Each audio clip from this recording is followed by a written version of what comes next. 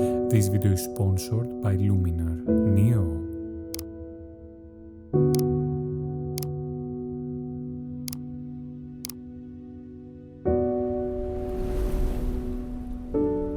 When people talk about cinematic photography, as the name suggests, they're expecting a photo with a certain feeling, or to make it more specific, for a photo that looks like a slice from a movie. But this is not as simple as it sounds. To get the cinematic look, you have to think like you are creating a scene from a movie, and that includes everything: the color, the contrast, the composition, the aspect ratio, the grain, the film tones, and of course, all of those things need to align perfectly to give you that look. The tricky part though is that even if they align, they might not give you a photo that looks cinematic. And the solution to this, I think, is to create a photograph that feels like it belongs to a bigger story. A photograph that suggests that something happened before the frame and something might happen after it. And this is why cinematic photography is not only about how the photo looks, but how the image makes you feel. But I'm sure you clicked on this video because you're curious to know about some practical ways that can help you create this feeling in your photos. So here are a few principles that can work as a guide for you to follow in order to create that feeling in your photos. The first is how you set up your scene, and it has to be deliberate. You need to think that you are not photographing a subject. You are photographing a subject inside a world you're creating. So when I'm walking around with my camera with cinematic photography in mind, I'm not looking just for interesting subjects. I'm looking for visual situations. I'm looking for things to frame that story. Again, imagine your photo as a movie scene. Movie scenes are cleaner, more organized. A person that walks in front of a clean background, in front of a patch of light that frames them, something that I've done quite a lot here. Or a figure that is standing inside a doorway that is about to get out or get in. The clear reflection of someone in a window. A focus shot of someone under an umbrella on a rainy afternoon. These are some of the templates that can make everyday scenes feel more cinematic, because they suggest of a world beyond the edges of the frame, a world that has been made deliberate and clear. The next one, and probably one of the most important aspects of cinematic photography, is colors and editing. And to demonstrate that, to show you how I edit my photos to get the cinematic look, I will use Luminar Neo, the sponsor of today's video.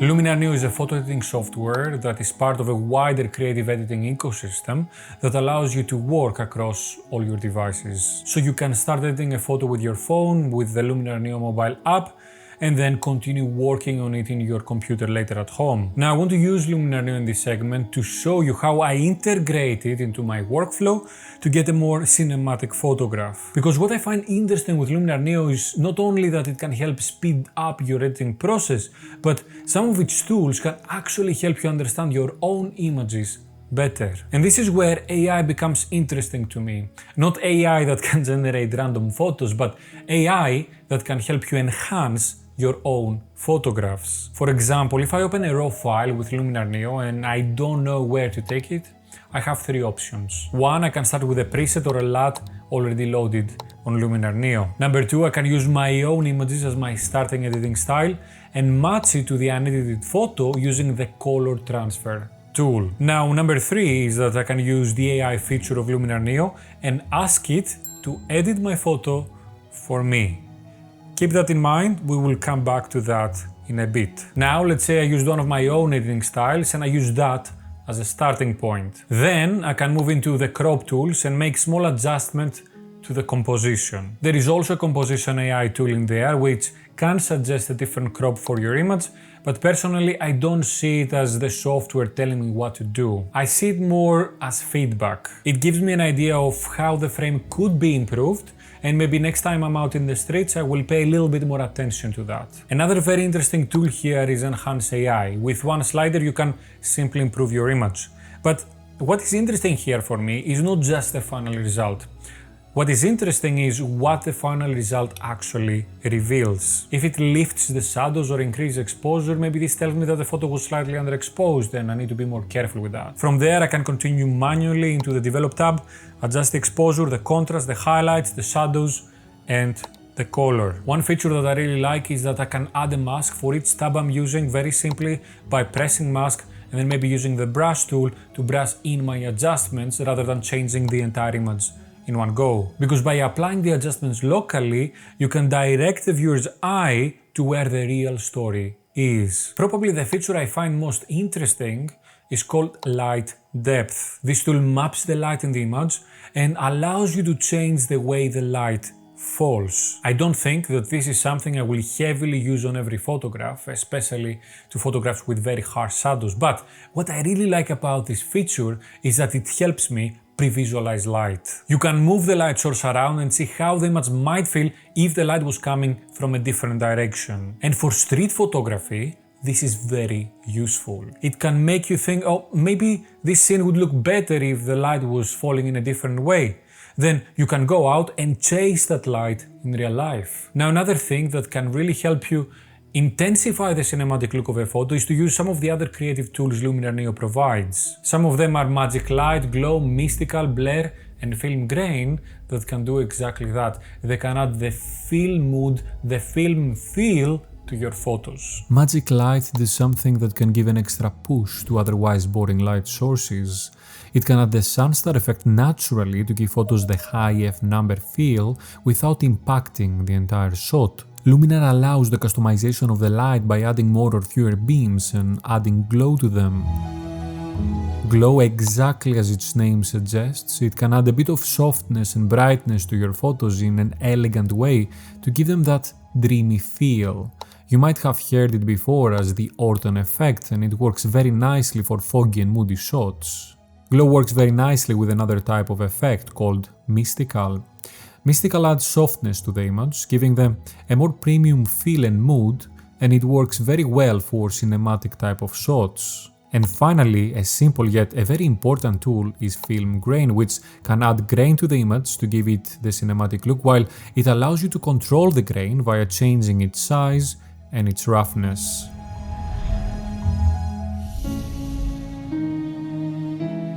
Finally, let me go back to the AI feature because I think it could be very helpful to anyone who is just starting with photo editing. So what can you do with it?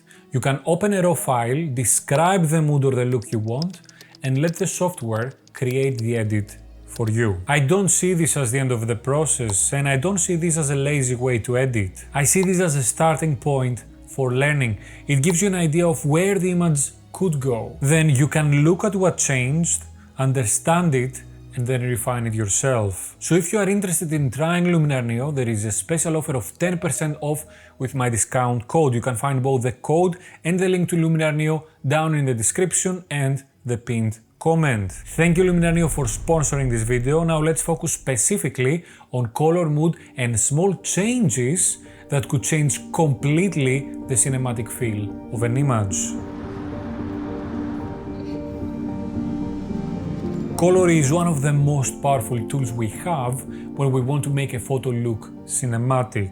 Because color is not there just as decoration. Color directs the viewer how to feel. If I make an image warmer, it will feel more nostalgic, more intimate, maybe more hopeful. I mentioned this before, but for my highlights and shadows project, I choose warmer tones because I want the photos to feel like a fond old memory. If I make a photo cooler, it might feel quieter, more distant, lonelier, exactly as I do for my fog project. If I push the greens, especially for artificial light, the image might start feeling strange, maybe urban. Green can make you feel that this image is calmer because we have trees, we have grass, but it can also make you feel like the story is about to progress through this exact frame. Now, if I bring the attention to the reds, the frame can feel more intense, more urgent, more dramatic, scary, or also thrilling. So when I'm editing color, I'm not asking, is this looking good?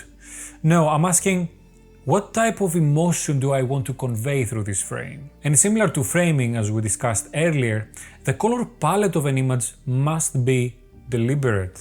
So even if the frame itself looks busy, the color palette, the color word, needs to know why it's there. That is why I prefer limiting my colors to specific aspects of the color wheel. If I want the warmer tones of the color wheel to prevail, I will stick to the side of the color wheel between the yellow and the reds. And if I use additional color elements, I will do so in a way that will create color harmony. For example, I will use complementary colors. I will maintain the blues, but I will only put them against brown tones. And if you are deliberate with your colors and you maintain a certain palette, any color that is different can easily break through and take center stage. But moving beyond color now, there is another crucial aspect of cinematic photography, and this is none other than light. If you're enjoying the video so far, hit the like button and consider subscribing with a bell.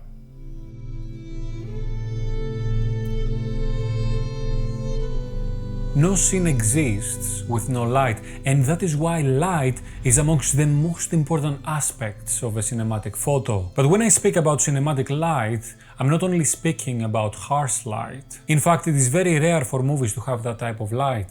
Most movies will have soft light, because soft light is less distracting, more elegant, and easier to control. And it is easier to make something the center of the frame once a beam of light prevails over the universal soft light. Harsh light can be useful in certain cases though, because it can add tension, hide aspects of the scene, and create mystery. The same applies for backlight, which can also be used as a vehicle to reveal something or someone, or as a vehicle to place someone in front of something bigger, a challenge, or something that is about to happen. And then we have artificial light, which, especially at night, it can give direction and mood to a scene in a way that no other light can. So when I'm photographing with cinematic light in mind, I am not asking, is this light good? Instead, I am asking, what does this light do for the scene? And what does this light make me feel? Because that feeling and that directionality becomes the foundation of the photograph. But light is only one piece of the puzzle. The next one is perspective. The cinematic feel of a photograph doesn't only come from how it is lit, it also depends on the distance we choose for the story. In cinema, not every shot is framed the same way. Sometimes we get a wide shot in which our character feels small inside the world. It gives us context. It establishes where the story takes place, and it shows us the environment, the atmosphere, and the scale of the scene. These are the shots that benefit from wider focal lengths, like the 28 and the 35mm. Then we have the mid shot, where we are closer to the subject. In this shot, we still understand the world around the subject, but now the human presence becomes a lot more important. This could also be the shot which establishes interactions between our main character and others. Now here we're at the range of 35 to 50mm focal lengths. And then we have the close shot, where the scene becomes more intimate. These are the shots that benefit a lot more from longer focal lengths, like the 85mm. These closer, tighter shots are where emotions, gestures, and small details come into center stage. And I think this mindset is very useful to photography in general, because when I'm walking outside with my camera, I can ask, how close do I want the viewer to feel to this particular moment? And then this helps me decide how far or how close I need to be from my scene. And I actually use that as an exercise. I'm trying to describe a scene through 3 frames. A wide one that describes the scene to the viewer, a mid shot that focuses on the moment and interactions, and of course the tight shot, the close shot that focuses on emotion and details. And when I think like that, when I follow this framework, I stop taking photos that feel like isolated units, and I start creating sequences with photos that actually speak to each other.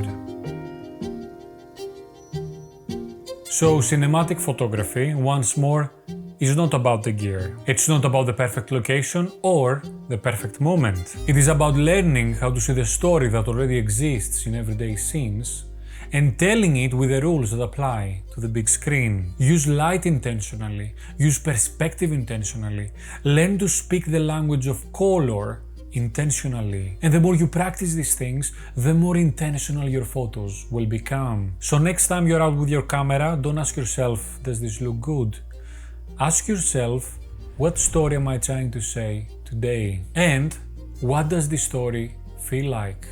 Because that feeling is where everything begins. A big thank you to Luminar Neo for sponsoring this video and supporting the channel. If you want to try Luminar Neo yourself, there is a special offer of 10% off by using my code. You can find both the code and the link for Luminar Neo down in the description and the pinned comment. Are you editing your photos? If yes, what approach are you taking when you're editing them? Let's discuss this down in the comments. If you enjoyed this video, hit the like button, subscribe with the bell, or consider becoming a member to support the work behind these films. Now continue your journey into cinematic photography by learning how the 85mm can help you take better cinematic photos. That was all for today, guys. Thank you very much for watching. Until next time, I will see you on the streets. Bye bye.